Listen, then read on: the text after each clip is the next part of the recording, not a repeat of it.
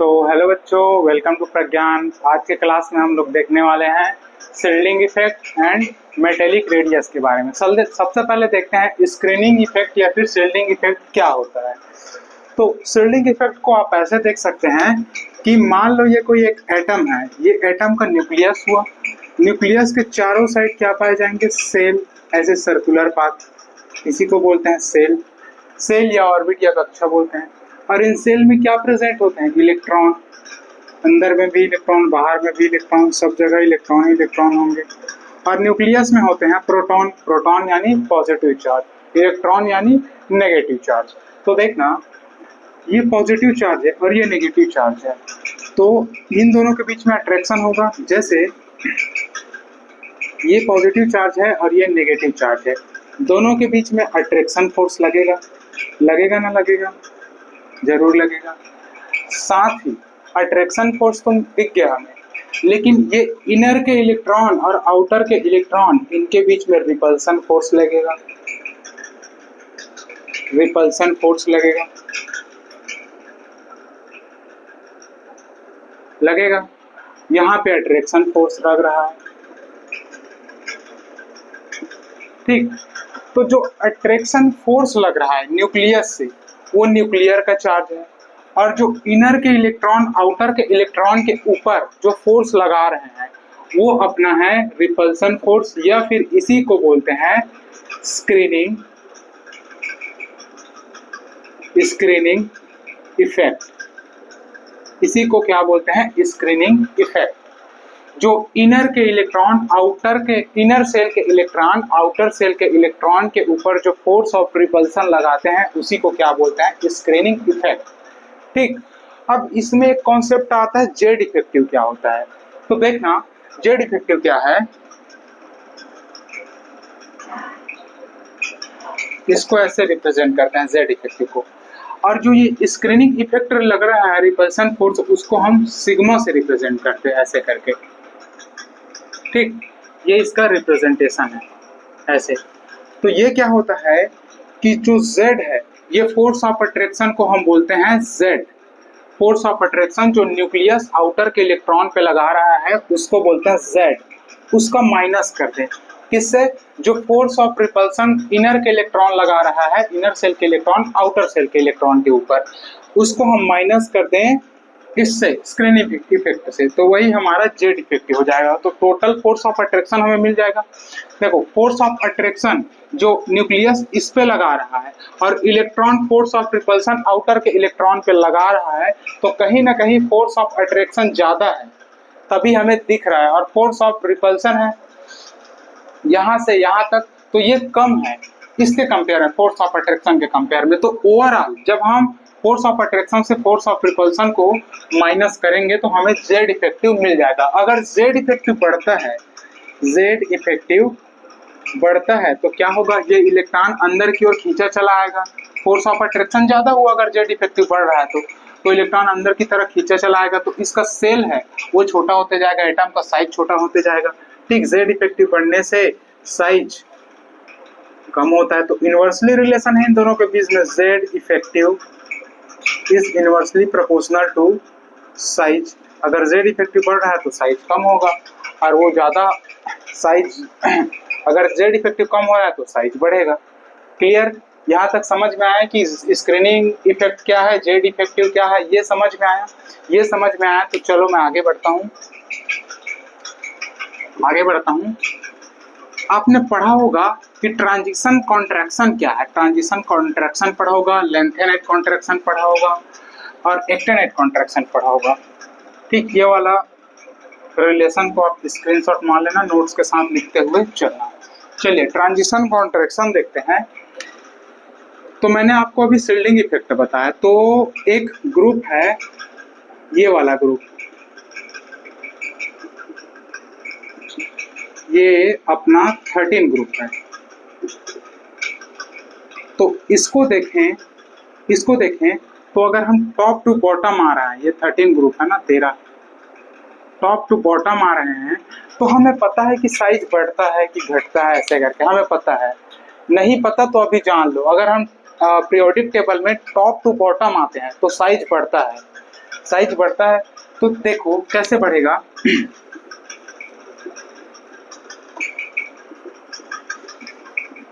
Size कुछ ऐसे बढ़ेगा कि अगर हम पीरियोडिक टेबल में लेफ्ट से राइट जा रहे हैं, ये लेफ्ट है और ये है राइट,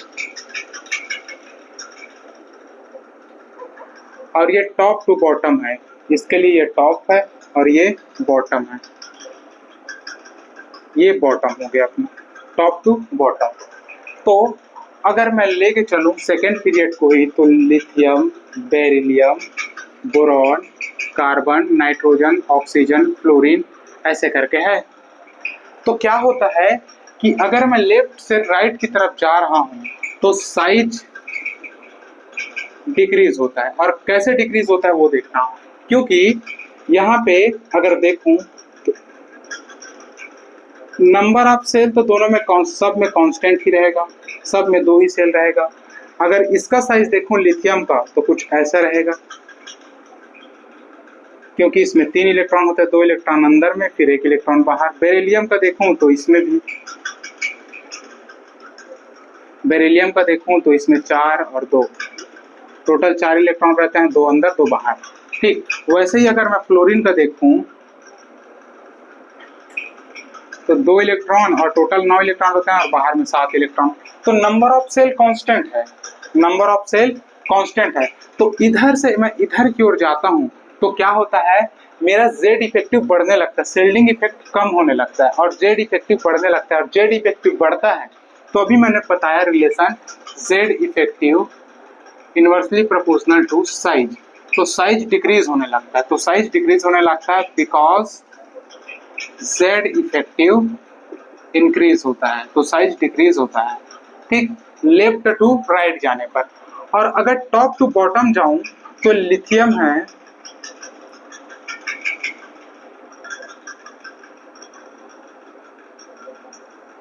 ये है, ये मेरा फर्स्ट ग्रुप का है। तो देखना इसमें अगर 2 सेल है मैंने बताया, तो इसमें 3 सेल हो गए, पहले सेल में 2, दूसरे सेल में 8 और तीसरे सेल में 1। इसमें 2, 8, 8 और 1 होंगे। ऐसे करके सेल का संख्या बढ़ते जा रहा है। यहाँ पे 3 सेल है, यहाँ पे 2 सेल है, यहाँ पे 3 सेल है और यहाँ पे 4 सेल है और यहाँ पे 2 सेल है, यहाँ पे 2 सेल है, हमने देखा अभी।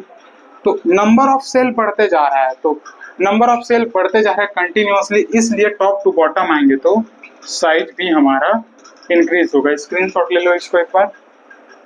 ठीक, अब देखते हैं हम लोग ट्रांजिशन कॉन्ट्रैक्शन क्या होता है, लेंथेनेट कॉन्ट्रैक्शन क्या होता है और एक्टेनेट कॉन्ट्रैक्शन क्या होता है, उस पर ध्यान देते हैं।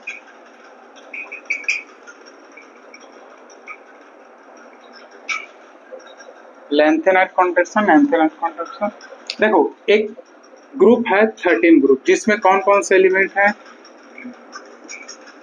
बैगन, आलू, गाजर, हिल, थैला, ये है। तो जनरली अभी हमने देखा कि टॉप टू बॉटम आएंगे तो साइज इंक्रीज होगा। लेकिन यहाँ क्या होता है, यहाँ पे ये जो एल्यूमिनियम है इसमें 3D इलेक्ट्रॉन इसमें 3D इलेक्ट्रॉन नहीं होता, लेकिन इसमें 3D इलेक्ट्रॉन होता है। ठीक, जैसे अगर मैं इसके इलेक्ट्रॉनिक कॉन्फ़िगरेशन देखूं तो इसका होता है 13, होता है 31। अगर मैं इसका इलेक्ट्रॉनिक कॉन्फ़िगरेशन निकालूं तो 1s2, 2s2, 2p, 6, 3s2 और 3p, कितना हुआ 10, 3p1। ठीक, इसका देखूं तो 1s2, 2s2, 2p6, 3s2, 3p6, उसके बाद 4s2, 3d10 और 4p1। ऐसे होगा इसका इलेक्ट्रॉनिक कॉन्फ़िगरेशन, ऐसा होगा। ठीक, तो इसमें जो 3D के इलेक्ट्रॉन है, 3D का इलेक्ट्रॉन है, इसका शिल्डिंग इफेक्ट कम हो जाता है, तो पुअर शिल्डिंग हो जाता है। जो इनर का इलेक्ट्रॉन है ना इसके 3D सेल में, वो रिपेल नहीं कर पाता आउटर सेल के इलेक्ट्रॉन को ज्यादा, तो इसका जेड इफेक्टिव बढ़ जाता है। क्या हो जाता है, जो 3D का इलेक्ट्रॉन है, 3D सेल का इलेक्ट्रॉन है गैलियम का, उसका पुअर सील्डिंग हो जाता है, स्क्रीनिंग इफेक्ट कम हो जाता है। ठीक, तो Z इफेक्टिव इंक्रीज हो जाता है और साइज डिक्रीज हो जाता है। ठीक, तो इसलिए क्या होता है यहाँ पर जो गैलियम का साइज है वो एल्यूमिनियम के साइज की तुलना में छोटा हो जाता है।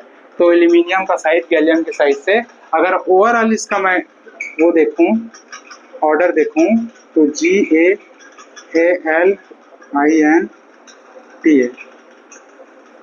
ऐसे हो जाता है इसका ओवरऑल अगर सीक्वेंस देखूं तो। ठीक, क्लियर? तो ट्रांजिशन कॉन्ट्रैक्शन समझ में आ ही गया होगा आपको। इसको बोलते हैं transition contraction. Transition contraction note कर लेना, ट्रांजिशन कॉन्ट्रैक्शन इंपॉर्टेंट है, PYQ में पूछ चुका है क्या होता है और किसके वजह से होता है। तो 3D सेल के, 3D सब सेल के पुअर सील्डिंग के वजह से क्या होता है अपना ट्रांजिशन कॉन्ट्रैक्शन। वैसे ही एक्टिनाइड कॉन्ट्रैक्शन,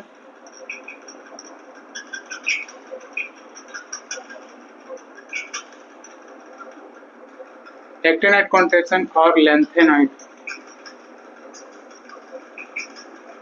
कॉन्ट्रैक्शन कैसे होता है।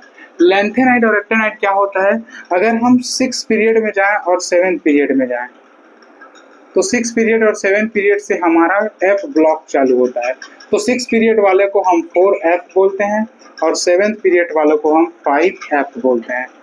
तो अगर देखूं तो इसमें क्या होता है, उसमें 3D का ट्रांजिशन कॉन्ट्रैक्शन में, लेकिन एक्टिनाइड पहला एलिमेंट होता है एक्टेनॉइड, इसलिए इसको एक्टिनियम, तो इसलिए इसको एक्टिनाइड कहते हैं। सॉरी, पहला एलिमेंट होता है 4F का लैंथेनम और इसका होता है एक्टिनियम।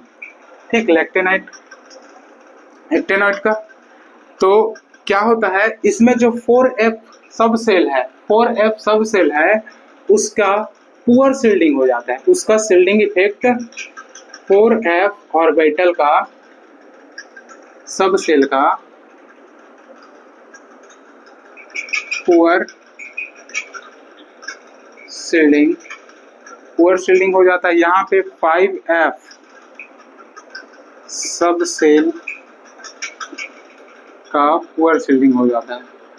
अब सब सेल का पुअर सील्डिंग हो जाता है, इसका मतलब सब सेल में जो इलेक्ट्रॉन प्रेजेंट है उनका सील्डिंग कम हो जाता है। इसकी वजह से होता है ये बनता है लैंथेनम और ये होता है एक्टिनियम। तो लैंथेनाइड कॉन्ट्रैक्शन होता है और इसके वजह से होता है एक्टिनाइड कॉन्ट्रैक्शन 5F और 4F की वजह से। क्लियर हुआ? सील्डिंग इफेक्ट का कॉन्सेप्ट समझ में आया, एग्जाम में पूछ चुका है, कई बार आ चुका है। ठीक, DNA ब्लॉक में भी इसको बहुत अच्छे से समझाया गया है। चलिए आगे बढ़ते हैं। लैंथेनाइड एक्टिनाइड कॉन्ट्रैक्शन समझ में आ गया होगा और ट्रांजिशन कॉन्ट्रैक्शन भी समझ में आ गया होगा। तो टोटल ओवरऑल हमारा सील्डिंग इफेक्ट कंप्लीट होता है। ठीक, Z effective that inversely proportional to size। ठीक, ये पहला रिलेशन हम लोगों ने पढ़ लिया। अब देखते हैं साइज, आयोनिक साइज क्या होता है। आयोनिक साइज या आयोनिक रेडियस,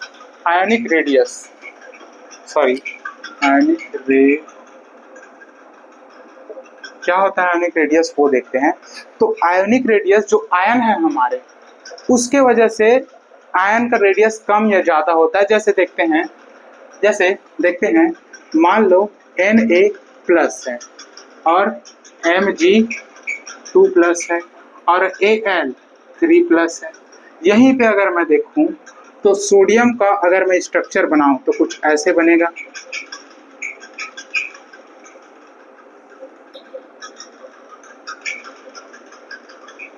ये मैग्नीशियम का है और ये किसका है, एल्यूमिनियम का है। ठीक, अब दिखाता हूं मैं, इसमें प्रोटॉन कितने होंगे, प्रोटॉन होंगे 11, इसमें प्रोटॉन होंगे 12 और इसमें प्रोटॉन होंगे कितने 13। प्रोटॉन पे प्लस चार्ज रहता है। और इलेक्ट्रॉन कितने होंगे, इसमें 10 और इसमें भी 10 और इसमें भी 10। ठीक, तो प्रोटॉन इसके अंदर 11 है, इसमें 12 है, इसमें 13 है। अगर इसमें 11 प्रोटॉन है, इसमें 11 प्रोटॉन है और 10 इलेक्ट्रॉन है, 11 प्रोटॉन है और इसमें 10 इलेक्ट्रॉन है, तो क्या इसका शील्डिंग इफेक्ट मतलब क्या इसका Z इफेक्टिव, जैसे 10 माइनस और 11 प्लस, और यहाँ पे 10 माइनस 12 प्लस 10 माइनस 13 प्लस। अब देखो ये इसका इफेक्टिव न्यूक्लियर चार्ज ज्यादा होगा कि इसका इफेक्टिव न्यूक्लियर चार्ज ज्यादा होगा, ये बताओ। कि ये न्यूक्लियस में पॉजिटिव चार्ज है ना, ये न्यूक्लियस में पॉजिटिव चार्ज है, ये इलेक्ट्रॉन है और ये प्रोटॉन है, ये इलेक्ट्रॉन है और ये प्रोटॉन है। अब मेरे को एक चीज बताओ कि ये जो 11 प्लस है, ठीक, और यहाँ पे 12 प्लस और 13 प्लस है, तो अगर 11 प्लस न्यूक्लियस में है और 10 माइनस उसके बाहर सेल में है, तो यहाँ पे जेड इफेक्टिव होगा लागू होगा, ज्यादा होगा, थोड़ा ज्यादा होगा। वैसे यहाँ पे देखो 10 इलेक्ट्रॉन है और 10 प्रोटॉन है, तो इसके कंपेयर में इसमें ज्यादा जेड इफेक्टिव होगा। यहाँ पे 10 इलेक्ट्रॉन है और 13 प्रोटॉन है, 10 नेगेटिव चार्ज है और 13 पॉजिटिव चार्ज है। तो इन तीनों के कंपेयर में सबसे ज्यादा अगर जेड इफेक्टिव देखूं तो मैं तीनों को कंपेयर करूं तो सबसे ज्यादा जेड इफेक्टिव इसका होगा, फिर इसका होगा, फिर इसका होगा जेड इफेक्टिव। और जेड इफेक्टिव को इनवर्सली क्या होता है, अगर साइज देखूं तो सबसे ज्यादा साइज इसका होगा, फिर इसका होगा, फिर इसका होगा। समझ में आया? कैसे समझ में आया ना, कि अगर स्पीशीज आइसो इलेक्ट्रॉनिक है, इलेक्ट्रॉनों की संख्या सेम है और सेम पीरियड से बिलोंग कर रहे हैं, ठीक, आइसो इलेक्ट्रॉनिक है, आइसो इलेक्ट्रॉनिक स्पीशीज मतलब उसमें ये कंडीशन अप्लाई होता है कि जैसे जैसे न्यूक्लियस का चार्ज बढ़ते जाता है वैसे वैसे जेड इफेक्टिव बढ़ने लगता है, और जेड इफेक्टिव बढ़ने से हमारा साइज क्या होता है, कम होने लगता है। चलिए आगे बढ़ता हूं मैं। ठीक, अगर यहाँ पे मैंने पॉजिटिव चार्ज का बता दिया, तो यहाँ पे एक चीज गौर करना कि अगर सोडियम Na+ है और Mg2+ है और Al3+ है, ठीक, तो यहाँ पे चार्ज क्या हो रहा है, बढ़ते जा रहा है, तो जेड इफेक्टिव भी बढ़ते जा रहा है, तो इसका साइज क्या होगा, घटते जाएगा। तो इधर साइज सबसे ज्यादा, इधर साइज सबसे कम। ठीक, चलो, तो इससे क्या पता चलता है कि size is inversely proportional to positive charge. दो रिलेशन समझ में आ गया हमें, दो रिलेशन पढ़ लिया। अब तीसरा रिलेशन देखना।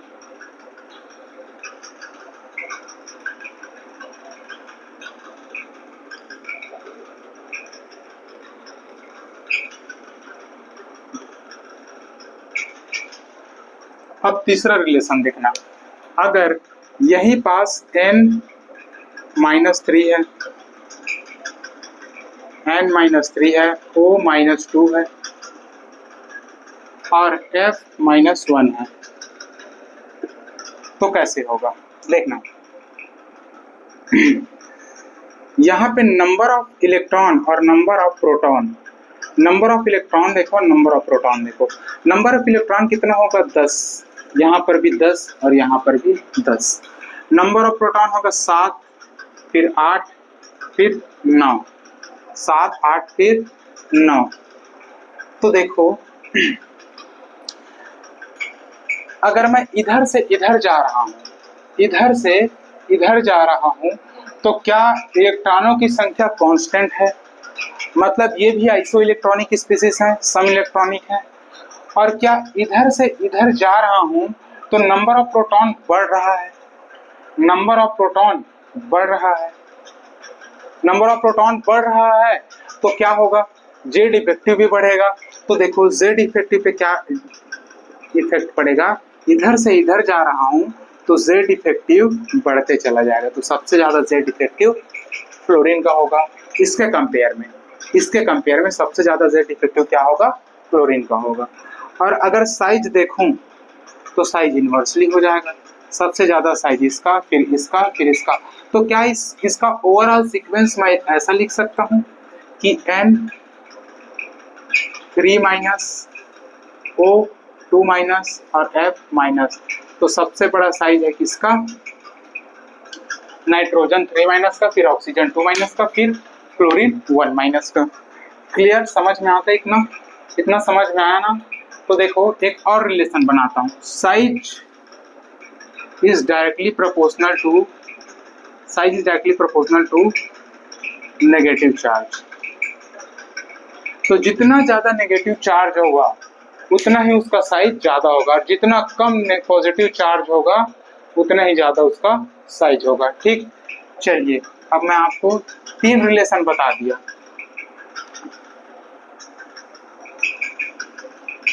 आपको 3 रिलेशन बता दिया, एक और देखते हैं। Z effective is directly proportional to 1 upon size. ये अपना पहला रिलेशन हो गया।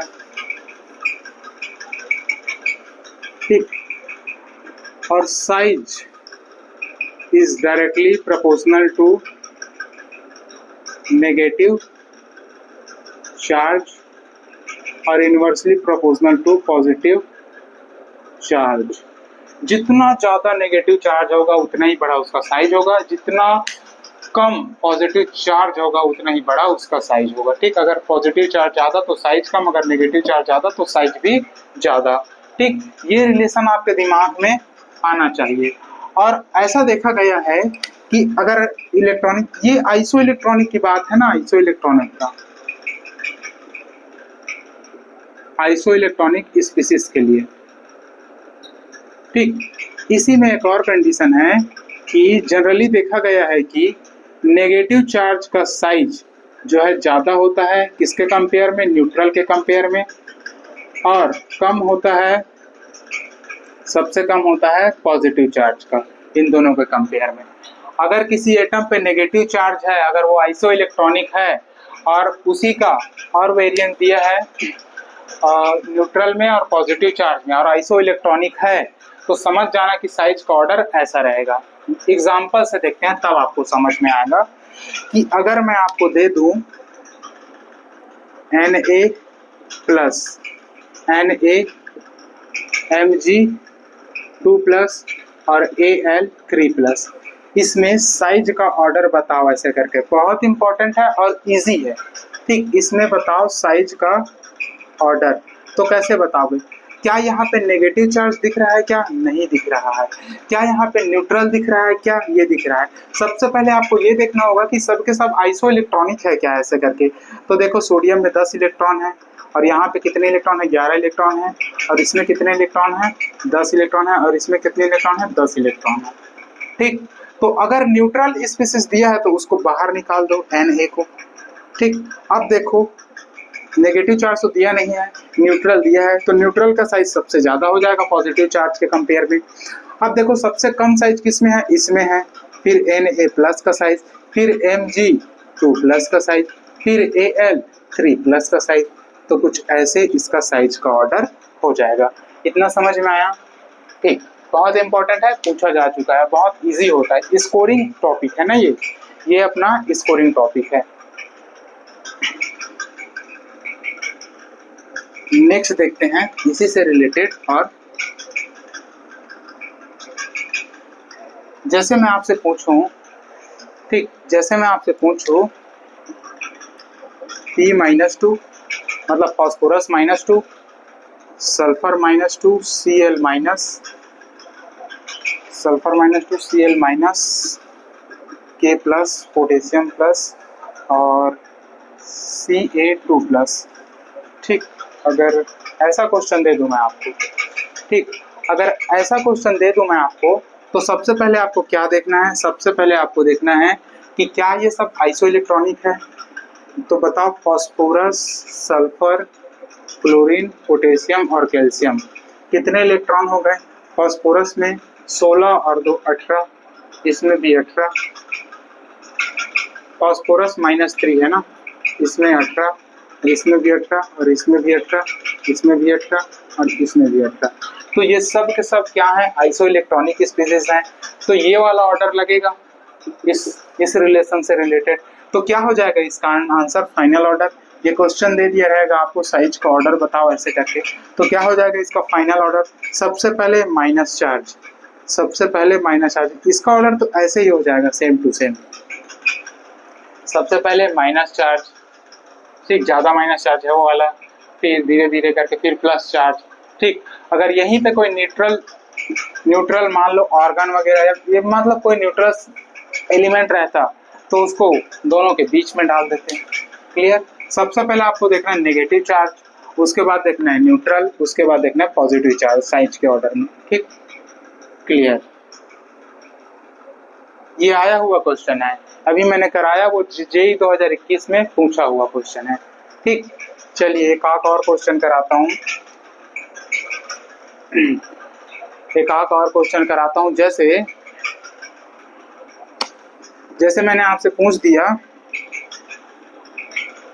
कि K प्लस और Na प्लस Mg2 इन तीनों में सबसे, और इधर पूछ दिया सल्फर 2- और क्लोरीन माइनस, ऐसे करके दे दिया। बताओ इसमें साइज का ऑर्डर, ऐसे करके पूछ दिया तो कैसे बताओगे। सॉरी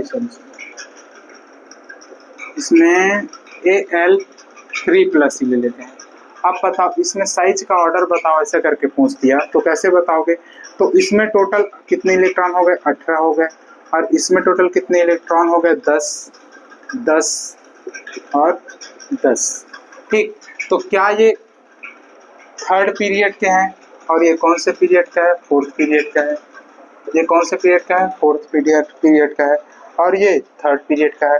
तो फोर्थ पीरियड का साइज ज़्यादा होता है, तो पोटेशियम को पहले लिख देंगे, उसके बाद आइसो इलेक्ट्रॉनिक को इसके अकॉर्डिंग जमा देंगे, पहले कम वाला, पहले सिंगल चार्ज, फिर डबल चार्ज, फिर ट्रिपल चार्ज, ठीक। इसका ऑर्डर भी सेम ही इसी सीक्वेंस में हो जाएगा।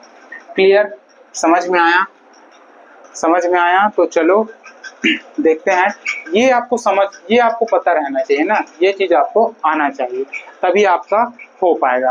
क्लियर। चलिए डी ब्लॉक का कुछ साइज देख लेते हैं, डी ब्लॉक का फोर्थ पीरियड में आके।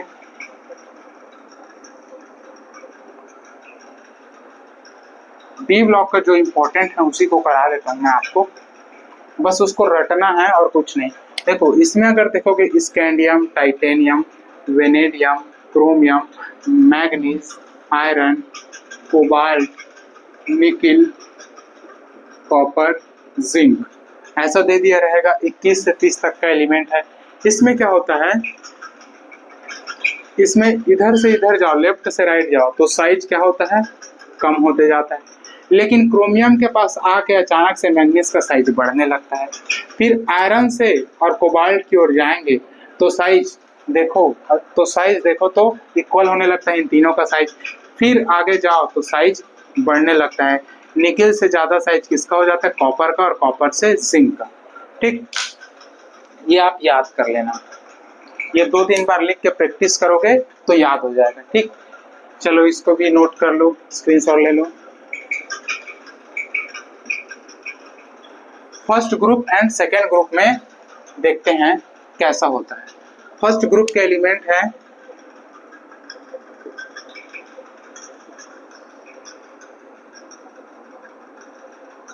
ये हमारे फर्स्ट ग्रुप का, सेकेंड ग्रुप का है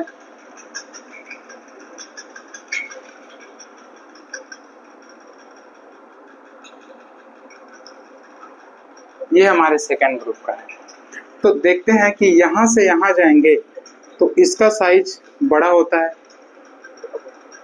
ठीक है, इसका साइज बड़ा होता है, इससे इसका साइज बड़ा होता है, ठीक।